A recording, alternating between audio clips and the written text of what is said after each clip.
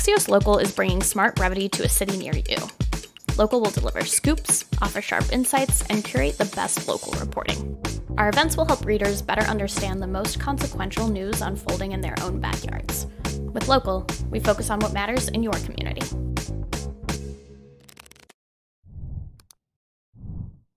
Welcome to the first event in our Local Smart Take series, following the launch of Axios Local, daily, early morning newsletters to help readers get smarter, faster about their hometown.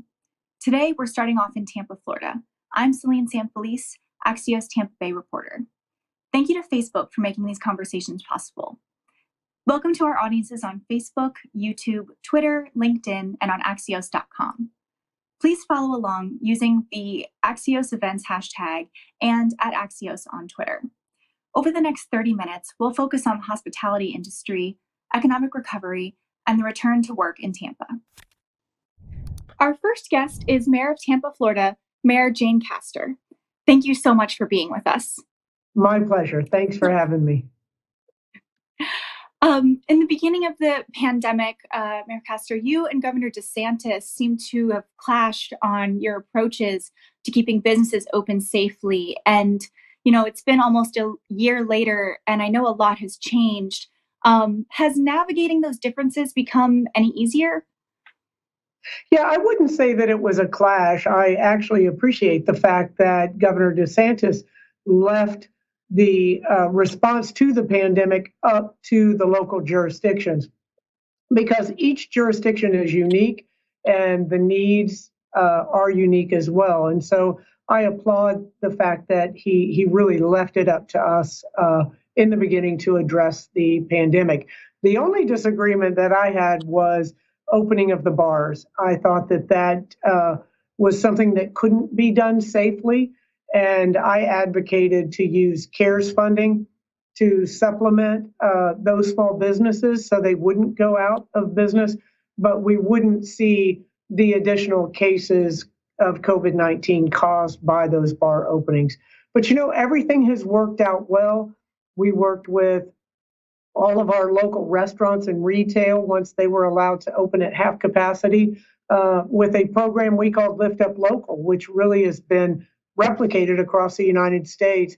And we closed down streets, opened up sidewalks, made parklets so that these small businesses could serve more customers and do it very safely. Gotcha. And I know the opening up of those businesses is really important when it comes to, obviously, the Super Bowl that's coming up this week. The Super Bowl does seem like kind of a life-saving boost for Tampa's tourism and hospitality industries. But do you think it's enough for them to get through this pandemic? Well, we certainly hope so. We are very lucky here in the city of Tampa.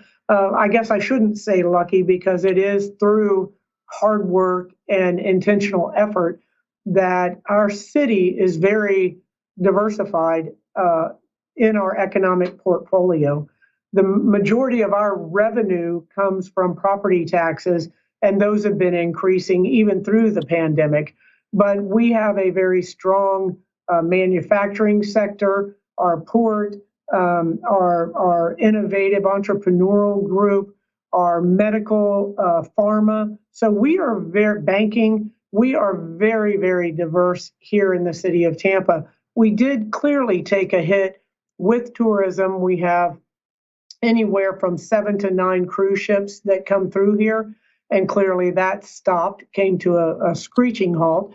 And we have seen a reduction in the tourism that comes through. But I just read the other day information in an article saying that Tampa, the city of Tampa, was number 1 in the nation for hotel occupancy, and that we had an average of 52% occupancy, and we were followed by Phoenix, Arizona. So some of the larger cities that usually dominate that market, New York, Los Angeles, clearly have been impacted dramatically. We have had issues here, we can't deny that, but we have done everything that we can to help lift up our local businesses and keep those small businesses running. And this Super Bowl won't be the economic boom that we really had hoped for, but we are going to make the best of it. And we do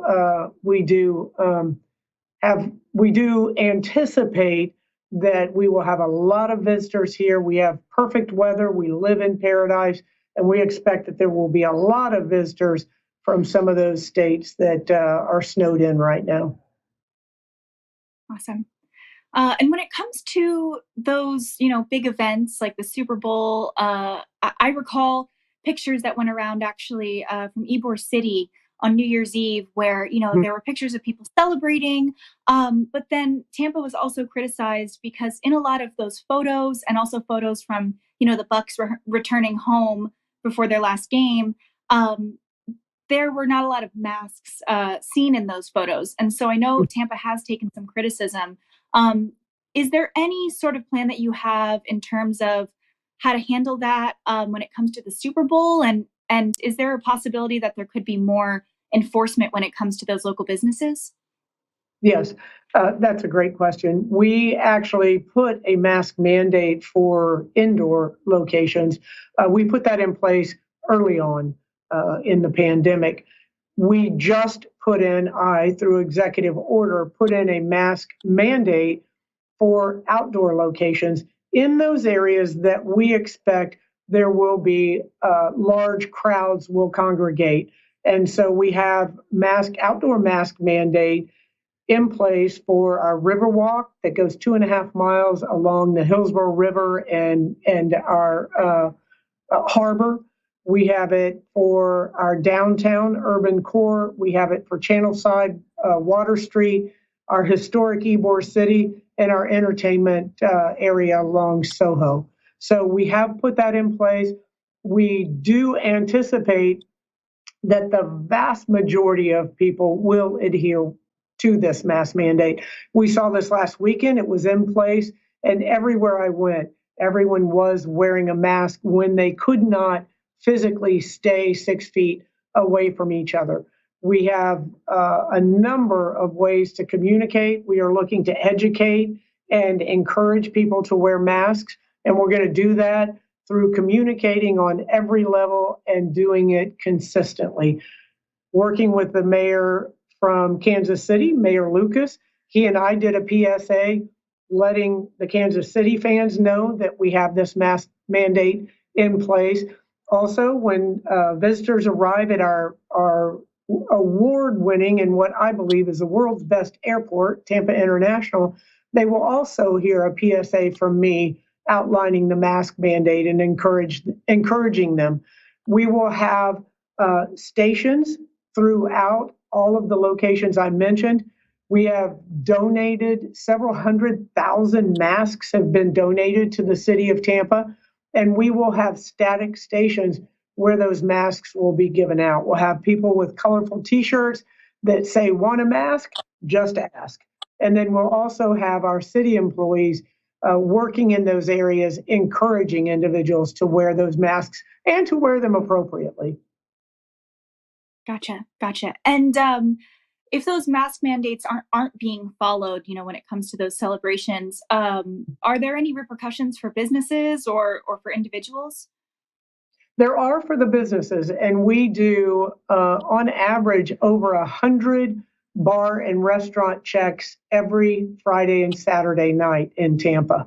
And we do cite those establishments that are violating the mask order. And as it pertains to restaurants and bars, we can't have people standing at the bars, and you have to have a mask on unless you are seated at a table.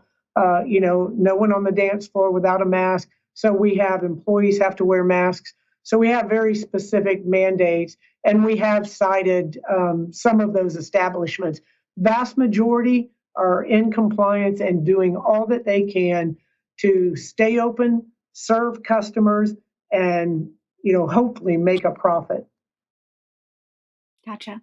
And I do want to switch topics here just very quickly before we finish. When it comes to the economy, throughout the pandemic, evictions are still happening, and a lot of individuals have hit some really hard times. So, what are some of those next steps that you want to do to help Tampa residents and the Tampa Bay area get back on its feet? Well, we've already done that. Taken a lot of those steps, and we have additional steps to be taken in the future. One, there's a moratorium on any evictions, and so we aren't seeing people being put out of their homes. In addition, we are working in collaboration with CareerSource on workforce development. That is one of the larger elements of my platform, of my administration's platform. And so we're working with all of those individuals, a lot of hospitality workers that are unemployed right now, to get them re-employed either in the same line of work or trained for other jobs that are open and available in our community.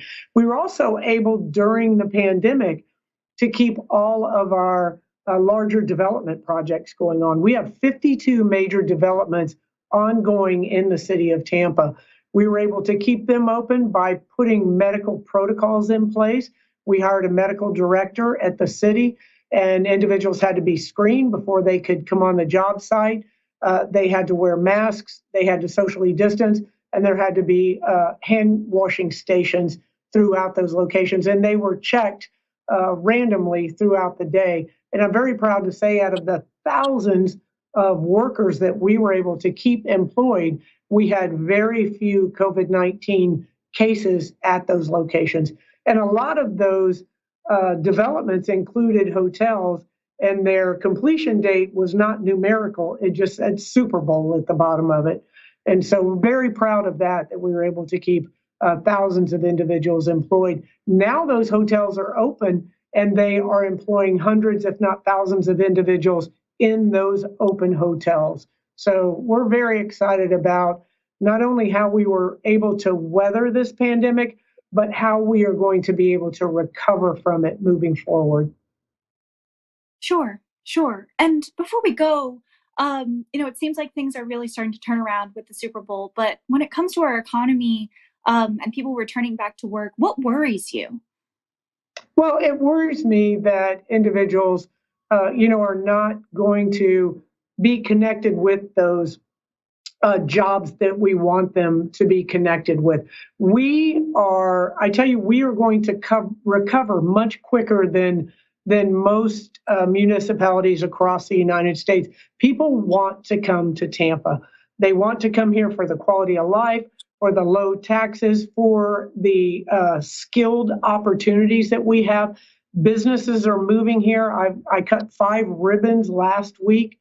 And so businesses are growing, but I still worry about those small businesses that are barely hanging on. And so we want to do everything that we can to be able to lift those businesses up and help them not only survive, but thrive through this pandemic.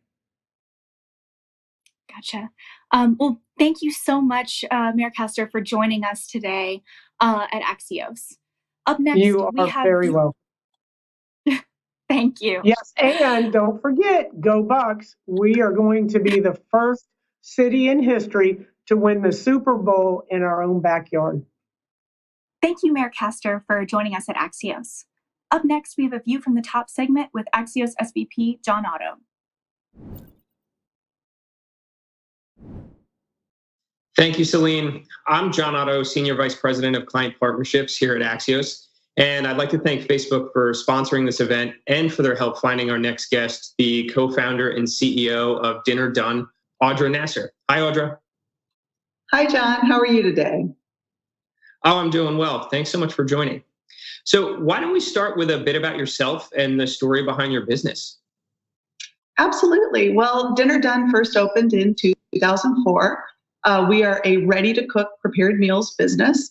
We're pretty unique in that our meals are specifically developed to be frozen and then prepared at home for the first time by our customers at their convenience. When we first opened in 2004, we primarily did make-it-yourself classes in our kitchen. And over the years, we evolved, as businesses do, and we began to offer pickup ready-to-cook meals as well. And so that's where we are today. That's great. And a quick follow-up, where are you primarily sourcing your food from? Oh my goodness, we get it from many different places. We go to the local market. We use some broadliners. We go wherever we find the best quality at the best price, because we do like to also bring our customers value. Was shifting gears a bit. So the restaurant and food service industry was one of the hardest hit. And according to some reports, there were 370,000 jobs lost in December alone. Can you tell us more about your challenges throughout this pandemic? Absolutely. First of all, I'll say we were very fortunate because we do have a prepared meals side of the business that was ready for pickup. So we, in some ways, were already set to make the changes that we needed to make quickly. We did lose our Make It Yourself classes almost immediately. This happened in mid-March. It kind of hit us not out of nowhere. We knew things were coming. We had already begun to prepare a little bit, but we weren't ready for the big change that came. Right then, the second week of March, all of a sudden our store was full of people. They were kind of panic buying, actually, purchasing anything that we had in our grab and go case. And we were still at that time giving our Make It Yourself classes. And we had a moment of real concern. Nobody knew what was really happening, what the dangers were. We were worried about our team. We just didn't really know what to expect. And so we pulled back and we ended up shutting down our store for 2 days so that we could regroup and prepare. Oh, and this challenge has been tough for everyone. But how would you say your employees have been able to manage through the last year? Oh gosh, we have such an amazing team. Through the worry and the uncertainties and everything, they really have come together. They've been with us, shoulder to shoulder every single day, working with really a purpose to serve our community. They feel like what they're doing matters. It makes a difference. And they're also very appreciative of the fact that, as are we, that we've been able to stay open during this difficult time. That's really important. And we recognize that so many businesses were not able to do that. So we all feel very lucky that we were able to immediately move into a curbside pickup situation and reformat our store to address our community's needs. And, it's something impossible to prepare for, but you made some really smart overnight decisions. How have digital tools helped you meet your customers where they were then and where they are now? Well, again, we were very fortunate because of our grab-and-go business growing over the past many years.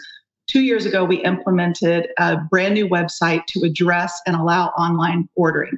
It also gave us inventory controls. And that turned out to be very critical in our ability to immediately begin offering curbside pickup to our customers. Additionally, we used a lot of social media like Facebook and Instagram to continuously communicate with our customers during this time. We would be in the middle of our busy workday, and I know there's always this tendency to feel like you have to put out something very polished at all times, but we found that those social media platforms let us just grab our cell phone, take a quick picture of what we were doing, and let our customers know what was happening. And that felt great to be able to have that instant communication. So before we go, I have to ask on behalf of some family in Tampa, what would you say is your favorite meal from the Dinner Done menu? Oh gosh, that's a tough one. I have so many favorites. I have to say right now, we're eating a lot of our garden turkey chili with cornbread. It's healthy, it's full of veggies, and it goes freezer to table in 30 minutes. And that's a big deal in this house. That sounds amazing. We'll have to leave it there. Audra Nasser, co-founder and CEO of Dinner Done, thank you so much for joining us today, and best of luck. Thank you so much, John. And now to my colleague, Ben Montgomery.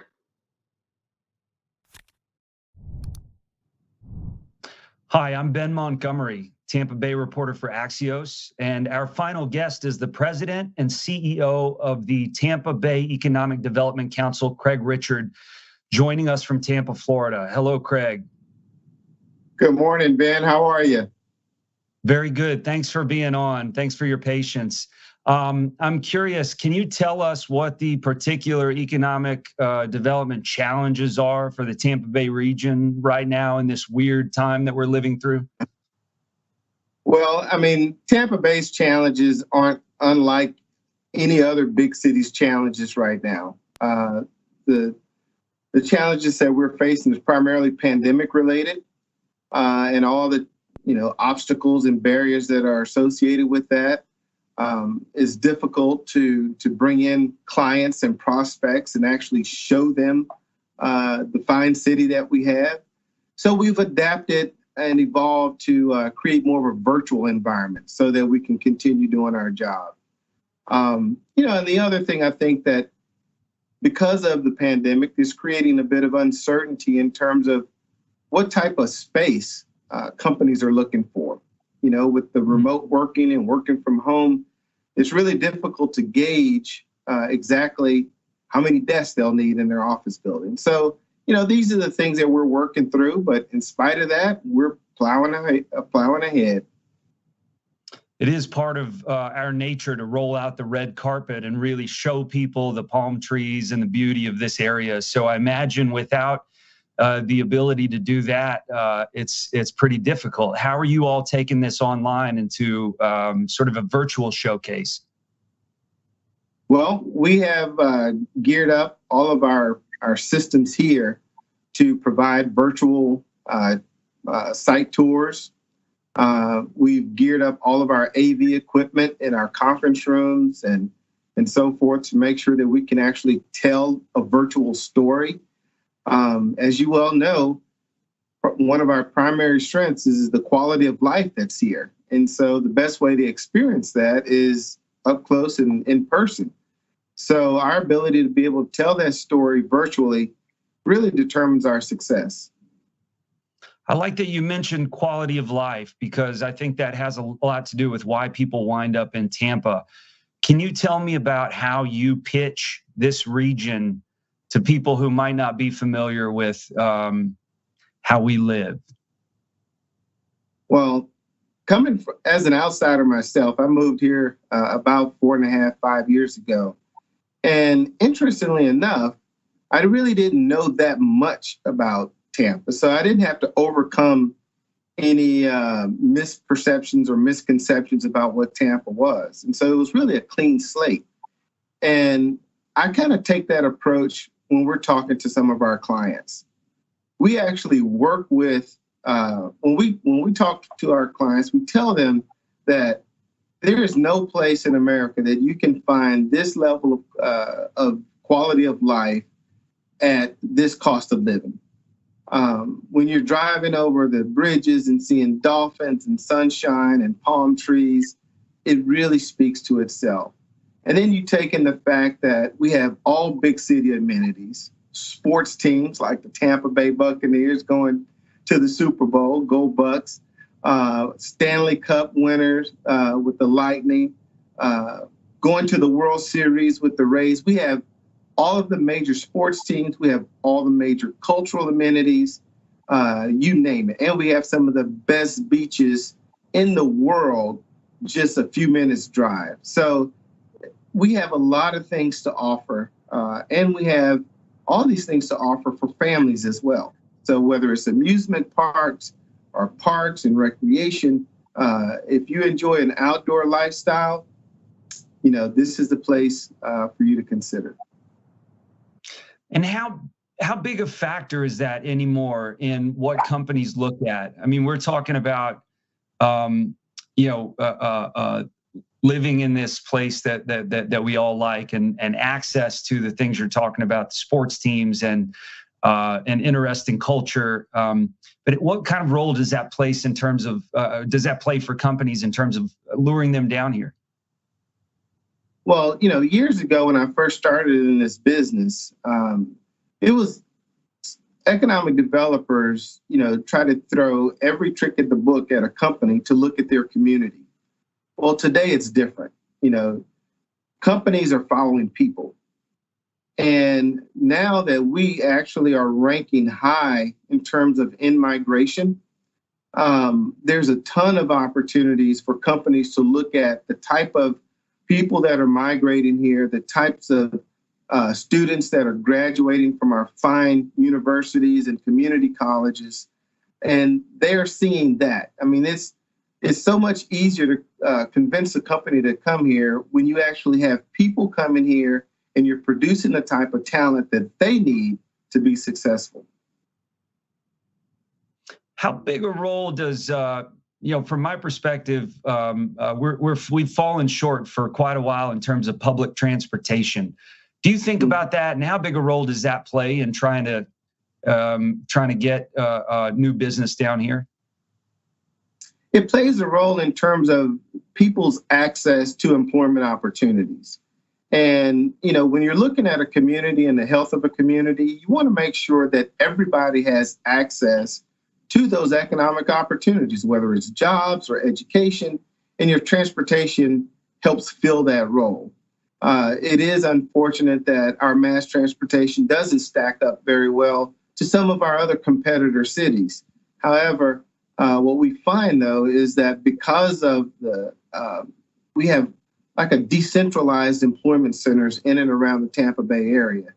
And when people locate here or companies locate here, there's oftentimes a significant demographic area that they can draw from that's close by.